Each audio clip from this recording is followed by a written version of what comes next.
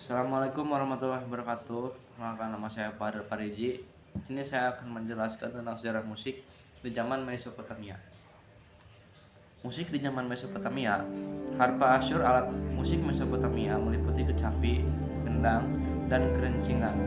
Pipa segitiga, alat musik dawai, dan gendang berusia 5.500 tahun telah ditemukan di Mesopotamia. Bangsa Mesopotamia mungkin telah merancang bentuk notasi musik primitif. Kecapi adalah alat musik yang diciptakan oleh bangsa Sumeria sekitar 3.200 tahun sebelum Masehi. Kecapi indah dengan rambut palsu, kepala banteng, emas telah digali dari pemakaman dan kerajaan di UR. Kecapi ditemukan di makam Nyonya Pu Abi di UR. Marcelle Duchesne Guillemin menulis dalam artikelnya, musik di Mesopotamia kuno dan Mesir. Hampir semua kategori alat musik terwakili di Mesopotamia dan Mesir. Dari kentongan dan kerik hingga kerincingan, sistra, seruling, klarinet, obo, trompet, harpa, kecapi, dan lain-lain. Sejak 2600 sebelum Masehi, harpa dan kecapi telah ditemukan di UR. Di Kerajaan Baru, Mesir meminjam beberapa alat musik dari Mesopotamia. Harpa vertikal, bersudut drum persegi, dan lain-lain. Organ yang ditemukan di Mesir Ptolemeus pertama kali ditemukan dalam bentuk barunya yang non-hidrolik. Musik di zaman Timur Tengah dan Mesir kuno. Penduduk wilayah Mesopotamia di sekitar lembah sungai Euphrates dan Tigris, bangsa Sumeria, Babilonia, dan Asyera hidup dari 300.000 sebelum Masehi hingga 500 sebelum Masehi. Sebuah himne yang diukir pada batu dari 800 sebelum Masehi adalah sebuah bukti sistem notasi musik primitif bangsa Mesir kuno yang memasuki masa sejarahnya 500 tahun.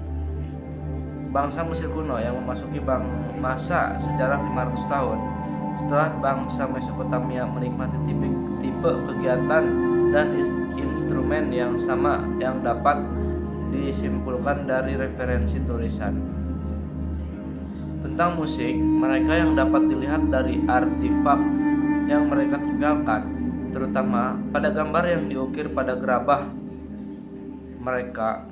Budaya musik pada bangsa Yahudi pada 200 sebelum Masehi yang terdokumentasi pada Testamen kuno lebih berpengaruh pada budaya Barat karena adaptasi dan adopsi peribadatan Kristen. Musik di zaman Yunani kuno, di antara kebudayaan Mediterania Timur, tidak diragukan lagi bahwa kebudayaan Yunani kuno memiliki hubungan langsung dengan kebudayaan Eropa Barat yang dibawa bangsa Romawi kuno yang mengalahkan mereka dan mengadopsi kebudayaan mereka. Memasuki masa sejarah yang relatif lembar sekitar 1000 sebelum Masehi, bangsa Yunani kuno mendominasi tetangga mereka, menyerap elemen kebudayaan terdahulu yang mereka modifikasi dan mereka gabungkan menjadi peradaban yang maju. Dua pemujaan utama bangsa Yunani, Apollo dan Dionysus, menjadi cikal bakal nilai estetika klasik dan romantis yang telah dinyatakan melalui sejarah kebudayaan Barat. Pemujaan pada Apollo bercirikan objektivitas, ekspresi, kesederhanaan, dan kejelasan. Instrumen musik mereka ialah kithara, sejenis lire, sedangkan pemujaan pada Dionysus, aulo merah yang ditiup, dan bercirikan subjektivitas. Kebanyakan praktik lebih dibatasi daripada model skala diatonik 7 nada. Misalnya telah menjadi struktur standar, kromatis, dan enharmonik sistem Yunani. Akibatnya, Lahir konsep baru, serangkaian nada dengan durasi sama yang lebih ditentukan oleh aksen, tekanan, daripada durasi. Penemuan warisan musik yang dipindahkan dari timur kuno Yunani ke Roma menunjukkan kekayaan yang diwariskan, antara lain teori akustik yang mencatat pengenalan dan pengelompok. Musik di zaman Crete and Greece. Musik barok 1600 sampai 1750. Istilah barok berasal dari kata Portugis yaitu barroco yang berarti mutiara yang tidak beraturan, menggambarkan gaya seni yang berlebihan dan rumit. Beberapa ciri utama dan perkembangan penting pada masa barok. 1. Ekspresi emosi yang kuat. Musik barok seringkali menekankan kontras dramatis dalam dinamika dan emosi, seperti sedih dan gembira, keras dan lembut. Musik di zaman klasik 1750 sampai 1850. Musik pada zaman ini lebih fokus pada struktur yang lebih jelas dan keseimbangan, dengan melodi yang lebih sederhana dibandingkan periode barok yang lebih rumit. Berikut beberapa aspek penting dari musik klasik. 1. Kesederhanaan dan keseimbangan. Musik zaman klasik menekankan kejelasan bentuk dan kesederhanaan. Struktur yang lebih sederhana seperti sonata, simfoni,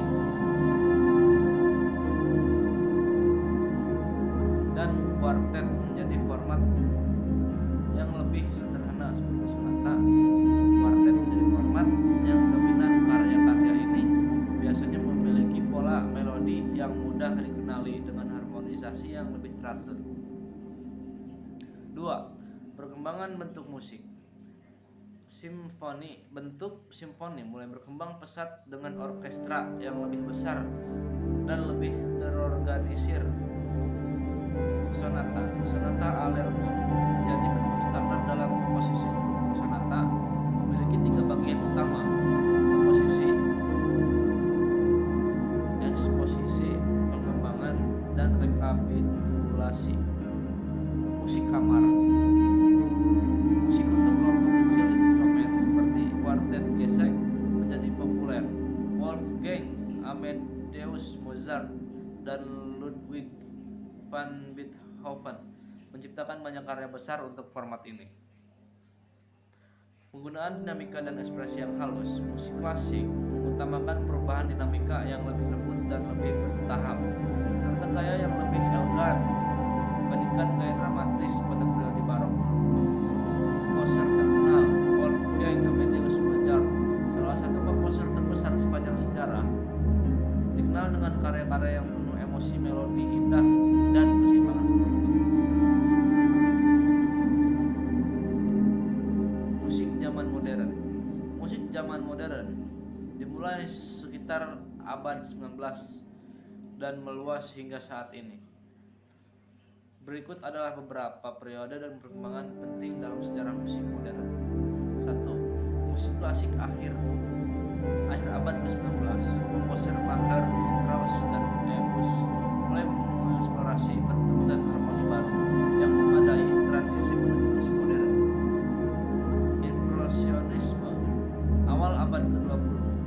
Debussy dan Ravel menggunakan teknik harmoni yang inovatif, fokus pada nuansa atmosfer daripada struktur formal.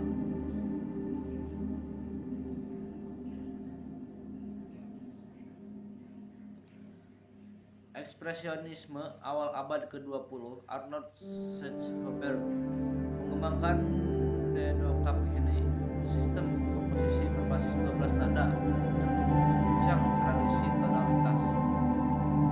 Jazz 1220. Lahir di Amerika Serikat, jazz menggabungkan elemen blues, rhythm, dan improvisasi. Berpengaruh banyak genre